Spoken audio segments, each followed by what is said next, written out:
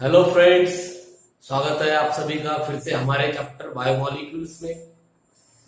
3 biomolecules का study इस chapter में हमको करना है, जिसमें से कार्बोहाइड्रेट ये बायोमोलिक्यूल हमने लास्ट वीडियो तक कंप्लीट किया। अब बचे हैं दो बायोमोलिक्यूल, जिसमें एक आता है प्रोटीन और दूसरा है न्यूक्लिक एसिड। तो चलिए आज से नया बायोमोलिक्यूल स्टार्ट करते हैं, जिसका नाम है प्रोटीन। प्रोटीन भी एक बायोमोलिक्यूल्स है। तो अब से कंप्लीट स्टडी होगा प्रोटीन का। तो चलिए प्रोटीन स्टार्ट करते हैं। प्रोटीन भी एक कार्बोहाइड्रेट जैसा बायोमोलिक्यूल है। अब इसकी क्या इंपॉर्टेंस है तो वो देखते हैं। तो सबसे पहले द नेम प्रोटीन, ये जो प्रोटीन नाम है is derive from the Greek word. मतलब प्रोटीन ये जो वर्ड है ये एक्चुअली ग्रीक लैंग्वेज से बना है, ग्रीक लैंग्वेज से आया है। अब उसका मीनिंग क्या है ग्रीक में? उसका ग्रीक में मीनिंग है प्रोटियस। मतलब उनसे ओरिजिनल ग्रीक वर्ड से प्रोटीन ये वर्ड आया, तो ग्रीक वर्ड है प्रोटियस। प्रोटियस इस वर्ड से प्रोटीन ये जो वर्ड है ये बना। अब ग्रीक में प्रोटियस का क्या मीनिंग है? विच मीन प्राइम इंपॉर्टेंस, जिसका मतलब है सबसे जरूरी, सबसे इंपॉर्टेंट ऐसा बायोमोलिक्यूल। मतलब सबसे पहले जो बायोमोलिक्यूल चाहिए या जो बना होगा, सबसे इंपॉर्टेंट वाला बायोमोलिक्यूल, प्राइम बायोमोलिक्यूल, मतलब सबसे पहले जो बायोमोलिक्यूल आया होगा तो वो था प्रोटीन। मतलब प्रोटीन एक सबसे इंपॉर्टेंट बायोमोलिक्यूल है, जो सबसे पहले आने वाला बायोमोलिक्यूल है, जो सबसे पहले जरूरी है, नेसेसरी है बाकी बायोमोलिक्यूल्स की तरह। तो यहां पर यह समझ में आता है कि प्रोटीन ये जो वर्ड है ओरिजिनली ग्रीक लैंग्वेज से आया है। ग्रीक वर्ड था प्रोटियस, प्रोटियस से प्रोटीन बना। अब प्रोटियस का ग्रीक में मीनिंग था प्राइम इंपॉर्टेंस, मतलब जो सबसे जरूरी ऐसा बायोमोलिक्यूल है, सबसे एसेंशियल बायोमोलिक्यूल है, ऐसा बायोमोलिक्यूल मतलब प्रोटीन। अब इसे सबसे इंपॉर्टेंट बायोमोलिक्यूल क्यों कहा गया, सबसे एसेंशियल बायोमोलिक्यूल क्यों कहा गया? तो उसका रीजन ये है कि because proteins are the fundamental structural materials of animal body. इस लाइन का मतलब ऐसा है कि एनिमल बॉडी जो है वो प्रोटीन से बनी है। हमारे हेयर है, हमारे नेल्स है, हमारी स्किन है, हमारे सभी बॉडी पार्ट्स ये प्रोटीन से बने हैं। मतलब अगर प्रोटीन नहीं होते तो एनिमल बॉडी नहीं बनती। इसलिए तो कहा गया है कि प्रोटीन सबसे प्राइम इंपॉर्टेंस रहने वाला बायोमोलिक्यूल है। क्यों? तो स्ट्रक्चरल जो फंडामेंटल पार्ट है वो प्रोटीन से बनता है। मतलब हमारा जो स्ट्रक्चर है, हमारी जो बॉडी है वो प्रोटीन से बनी है। प्रोटीन्स है तो हमारे स्ट्रक्चरल जो बॉडी है, हमारे जो स्ट्रक्चर है वो बना है, नहीं तो नहीं बना होता। इसलिए सबसे इंपॉर्टेंट बायोमोलिक्यूल प्रोटीन को कहा गया है, वो प्राइम इंपॉर्टेंस है। क्यों प्राइम इंपॉर्टेंस कहा गया? क्या सबसे पहले ये बायोमोलिक्यूल आया होगा तभी हमारी बॉडी बनी होगी। तो इसलिए protein are the fundamental, fundamental का मतलब सबसे जरूरी, नेसेसरी स्ट्रक्चरल मटेरियल, जो स्ट्रक्चर बनाता है ऐसा मटेरियल ऑफ एनिमल बॉडी। मतलब जिससे एनिमल बॉडी का स्ट्रक्चर बनता है, इस तरह का फंडामेंटल मटेरियल प्रोटीन है। वहां से भी तो प्रोटीन और भी पार्ट है, उसके और भी रोल है हमारे बॉडी में। Proteins in the form of enzyme. अब एंजाइम क्या है? तो प्रोटीन से एंजाइम बनते हैं। मतलब जो एंजाइम होते हैं वो केमिकली प्रोटीन ही होते हैं। अब एंजाइम क्या है? तो एंजाइम एक बायोलॉजिकल कैटालिस्ट है। बायोलॉजिकल कैटालिस्ट मतलब जितने भी फिजियोलॉजिकल प्रोसेस हमारे बॉडी में अगर होते होंगे तो सभी फिजियोलॉजिकल प्रोसेस को, बायोलॉजिकल प्रोसेस जो है उसको भी कैटालिस्ट जरूरी है। तो यहाँ पर ये जो एंजाइम है इस फिजियोलॉजिकल प्रोसेस का जो रेट होता है वो रेट बढ़ाने का काम करता है।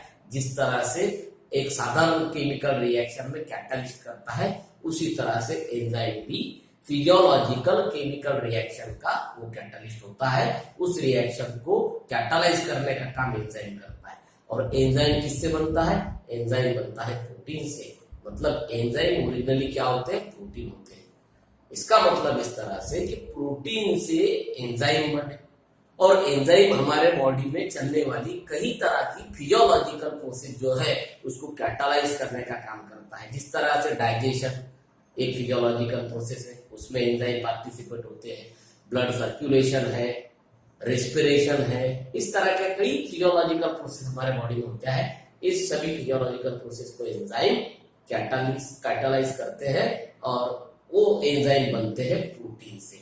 मतलब यहाँ भी प्रोटीन ने एंजाइम के फॉर्म में एक इंपॉर्टेंट रोल प्ले किया है। वहां से देखो, अब सबसे इंपॉर्टेंट चीज क्या है, प्रोटीन के स्ट्रक्चर कैसे बनते हैं, प्रोटीन केमिकली क्या है। Chemically proteins are polyamide. ये जो प्रोटीन है केमिकली पॉलीअमाइड है। अब पॉली और अमाइड दो वर्ड का मीनिंग है। पॉली का मीनिंग जिसमें कई सारे मोनोमर होंगे, कई सारे सिंपल यूनिट होंगे। इसका मतलब प्रोटीन भी एक पॉलीमर जैसा स्ट्रक्चर है जिसमें कई सारे मोनोमर यूनिट होंगे। अब वो मोनोमर कौन से है वो बाद में देखिए, पर उससे पहले आपको एक बात याद रखना है कि प्रोटीन भी एक नेचुरल पॉलीमर है। पॉलीमर का मीनिंग एक बड़ा स्ट्रक्चर जिसमें कई सारे मोनोमर यूनिट होते हैं, बहुत बड़ा स्ट्रक्चर। अब सीधी बात है, जो सबसे बड़ा स्ट्रक्चर होगा, बहुत बड़ा स्ट्रक्चर होगा, उसका जो मॉलिक्यूलर वेट है वो भी कैसा होगा, ज्यादा होगा, हाई होगा। तो यहाँ पर ये पॉलीमर है, मगर इसमें कौन सी लिंकेज आती है, तो इसमें अमाइड लिंकेज आती है। अमाइड लिंकेज जिसे हम कहते हैं CONH लिंकेज जो है अमाइड लिंकेज होती है। C double bond O NH और C double bond O NH, इस तरह की कई सारी लिंकेज प्रोटीन के स्ट्रक्चर में आते हैं। मतलब प्रोटीन के स्ट्रक्चर में कई सारे CONH आएंगे, मतलब ये CONH लिंकेज आएगी। इसलिए तो ये अमाइड है, मगर कई सारे अमाइड लिंकेज आएंगे इसमें, इसलिए हमने उसे पॉलीअमाइड कहा। पॉली क्यों, तो बड़ा स्ट्रक्चर है, कई सारे उसमें लिंकेज है, कई सारे मोनोमर है। अमाइड क्योंकि वो जो लिंक होते हैं एक दूसरे से, तो वो CONH मतलब अमाइड लिंक से लिंक होते हैं। तो इसलिए प्रोटीन केमिकली एक पॉलीअमाइड है which are high molecular weight. अब सीधी सी बात है, जो पॉलीमर होगा, जो बड़ा स्ट्रक्चर होगा, उसका वेट भी बहुत ज्यादा होगा। इसलिए प्रोटीन एक हाई मॉलिक्यूलर वेट वाला सब्सटेंस है। और अब हमने प्रोटीन को क्या कहा है, वो पॉलीमर है, प्रोटीन को पॉलीमर बोले। अब सबसे इंपॉर्टेंट चीज किसका पॉलीमर है, मतलब प्रोटीन का स्ट्रक्चर बनता है तो किससे बनता है, वो बनता है of monomers called alpha amino acid. इसका मतलब एक प्रोटीन के स्ट्रक्चर में कई सारे अल्फा अमीनो एसिड मॉलिक्यूल होते हैं। कौन से मॉलिक्यूल, अल्फा अमीनो एसिड। मतलब प्रोटीन किससे बनता है, प्रोटीन बनता है अल्फा अमीनो एसिड से। जब कई सारे अल्फा अमीनो एसिड मॉलिक्यूल, इसमें अल्फा अमीनो एसिड हो रहा है मोनोमर, और उसके कई सारे मॉलिक्यूल जब एक दूसरे को लिंक हो गए और पॉलीअमाइड लिंकेज जो फॉर्म करेंगे, मतलब CONH लिंकेज जो फॉर्म करेंगे, तो तब जाकर बनने वाला स्ट्रक्चर मतलब प्रोटीन। तो प्रोटीन ओरिजिनली किससे बनते हैं, प्रोटीन बनते हैं अल्फा अमीनो एसिड से। मतलब सबसे छोटा पार्ट कौन सा है प्रोटीन के स्ट्रक्चर, सबसे छोटा पार्ट है अल्फा अमीनो एसिड। इसीलिए तो अल्फा अमीनो एसिड को प्रोटीन का बिल्डिंग ब्लॉक्स कहा जाता है। Alpha amino acids are building blocks of protein, ऐसा स्टेटमेंट है, बिल्डिंग ब्लॉक्स ऑफ प्रोटीन। मतलब प्रोटीन को बनाने वाला जो पार्ट है वो कौन है, वो है अल्फा अमीनो एसिड। इसलिए अल्फा अमीनो एसिड कहा जाता है कि alpha amino acids are building blocks of protein, क्योंकि अल्फा अमीनो एसिड से प्रोटीन बनते हैं। तो कई अल्फा अमीनो एसिड मॉलिक्यूल एक दूसरे को लिंक होंगे और वो अमाइड लिंकेज फॉर्म करेंगे। कई अमाइड लिंकेज फॉर्म होगी, मतलब पॉलीअमाइड लिंकेज फॉर्म होगी, तब जाकर एक स्ट्रक्चर बनेगा जिसका नाम होगा प्रोटीन। अब ये जो अल्फा अमीनो एसिड है हमारा इस टॉपिक में एक सेपरेट टॉपिक है, बहुत बड़ा टॉपिक है। आपको प्रोटीन अगर समझना है तो प्रोटीन समझने से पहले आपको अल्फा अमीनो एसिड समझना होगा कि अल्फा अमीनो एसिड क्या होता है, अल्फा अमीनो एसिड से प्रोटीन कैसे बनते हैं, ये सभी टॉपिक हम इस बायोमॉलिक्यूल में देखने वाले हैं। तो हमारा नेक्स्ट टॉपिक है अल्फा अमीनो एसिड। तो यहाँ पर आप एक बात याद रखिए, क्या प्रोटीन्स एक पॉलीमर है, मगर प्रोटीन के मोनोमर कौन है? प्रोटीन के मोनोमर है अल्फा अमीनो एसिड। जब large number of alpha amino acid एक दूसरे को लिंक हो गए थ्रू दी पॉलीएमाइड लिंकेज, तब जाकर प्रोटीन बनेगा। और प्रोटीन हमको कौन से सोर्स से मिलता है?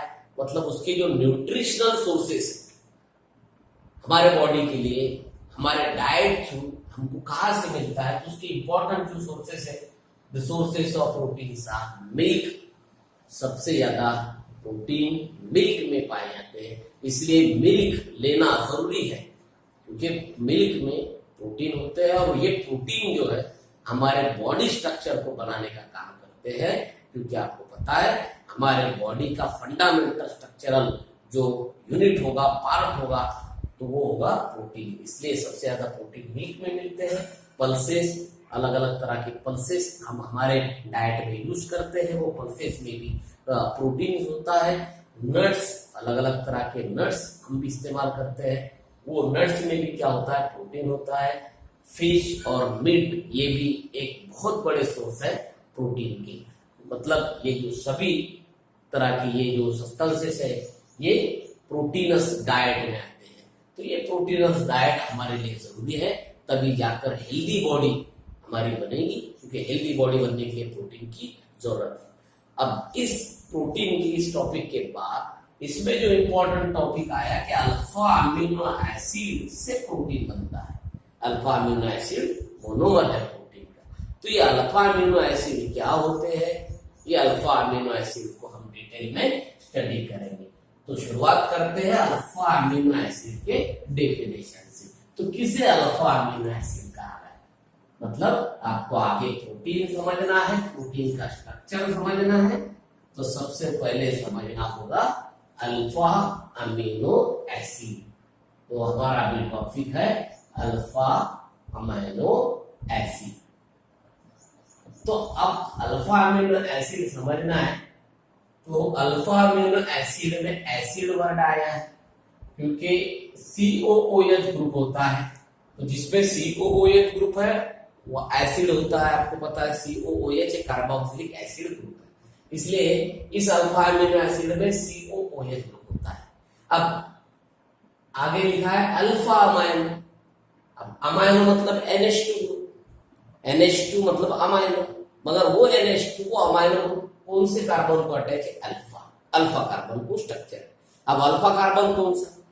तो कार्बोनिल कार्बन जो होता है ये होगा कार्बोनिल कार्बन, मतलब COOH का कार्बन कार्बोनिल कार्बन। इसका जो नेक्स्ट वाला कार्बन होता है, जैसे कि यहाँ CH2 लिखा हुआ है, ये जो नेक्स्ट वाला कार्बन होता है, ये नेक्स्ट वाला कार्बन अल्फा कार्बन होता है।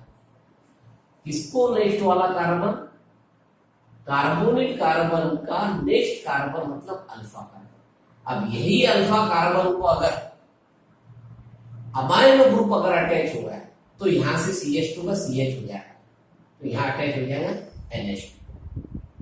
मतलब ये कार्बोनिल कार्बन का नेक्स्ट कार्बन अल्फा कार्बन, और अल्फा को अगर NH2 मतलब ये होगा अमाइनो, अमाइनो ग्रुप अगर अटैच होगा तो अब यहाँ पर R लिखेंगे हम।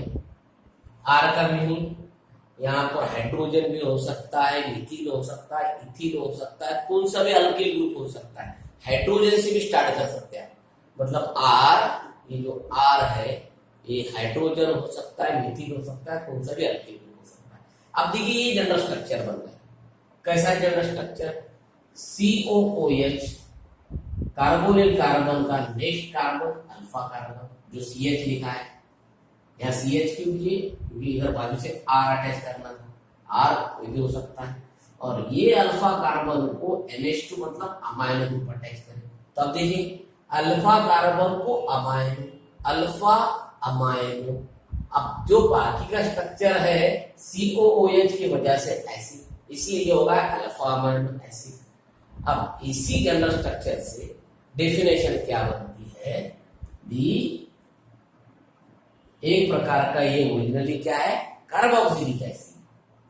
दी कार्बोक्सिलिक एसिड, ये एक प्रकार का कार्बोक्सिलिक एसिड है क्योंकि इसमें COH दैट कंटेन, इसमें क्या होता है, दैट कंटेन अल्फा कार्बन को कौन सा ग्रुप अटैच है, amino, that contain alpha carbon attach with, alpha carbon attach, alpha carbon किसे अटैच होता है, ये कौन सा ग्रुप है, अमाइनो।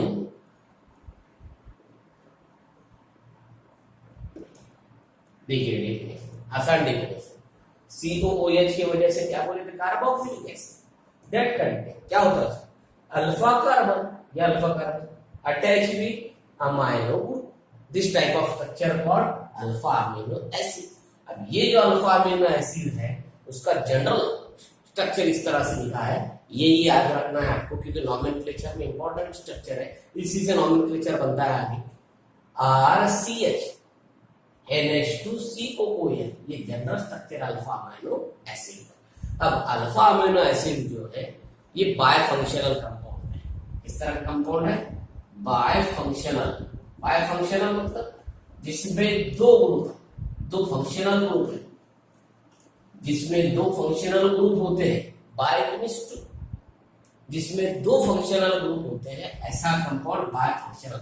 अब इसमें दो फंक्शनल ग्रुप कौन से, तो एक होगा ये COOH कार्बोक्सिलिक एसिड ग्रुप और NH2 अमाइनो ग्रुप, एक ये फंक्शनल ग्रुप होगा कार्बोक्सिलिक एसिड और एक NH2 मतलब अमाइनो, इसमें दो फंक्शनल ग्रुप होते हैं इसलिए बायफंक्शनल कंपाउंड है।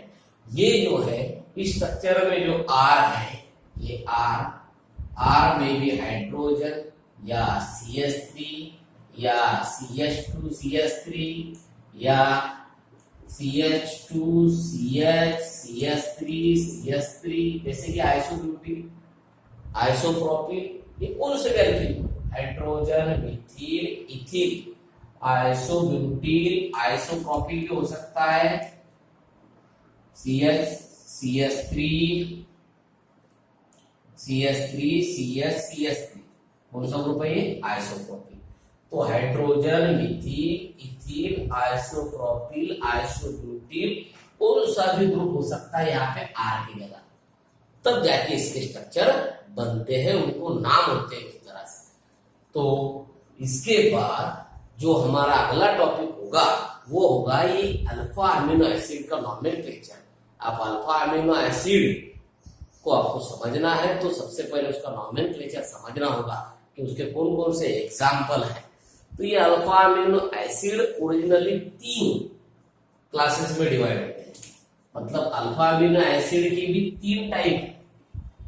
अब 3 टाइप कौन से, एक होता है न्यूट्रल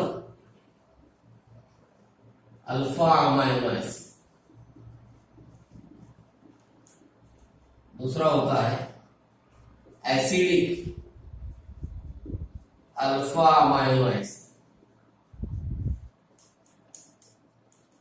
और तीसरा होता है बेसिक अल्फा अमीनो एसिड।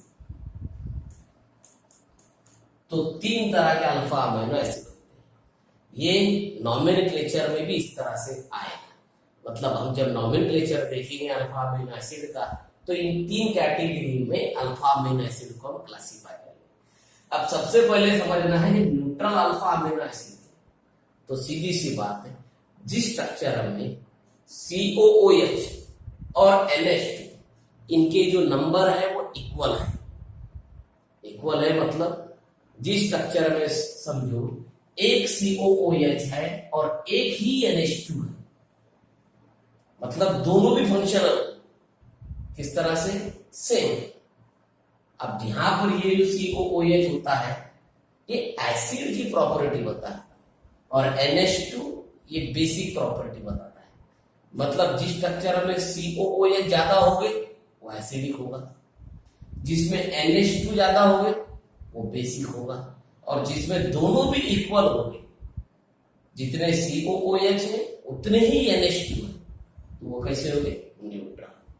मतलब न्यूट्रल अल्फा अमीनो एसिड क्या है, तो जिस अल्फा अमीनो एसिड में NH2 और COOH ये इक्वल नंबर में है, वो होगा neutral. Acidic alpha amino acid क्या? जिस स्ट्रक्चर में COOH ग्रुप ज्यादा और NH2 कम, एसिडिक नेचर आने के लिए एसिडिक फंक्शनल ग्रुप का होना जरूरी है। तो एसिडिक फंक्शनल ग्रुप कौन सा होता है? COOH। तो जिस स्ट्रक्चर में COOH ज्यादा NH2 कम, वो होगा एसिडिक। और बेसिक प्रॉपर्टीज किसकी वजह से आती है? NH2 की। तो जिस स्ट्रक्चर में NH2 मतलब नाइट्रोजन ज्यादा और COOH कम, वो कैसा होगा? Basic alpha amino acid.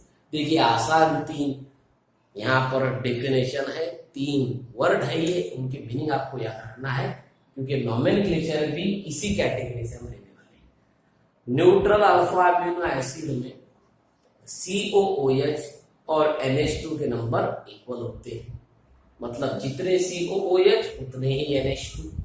कैसा होगा स्ट्रक्चर? न्यूट्रल।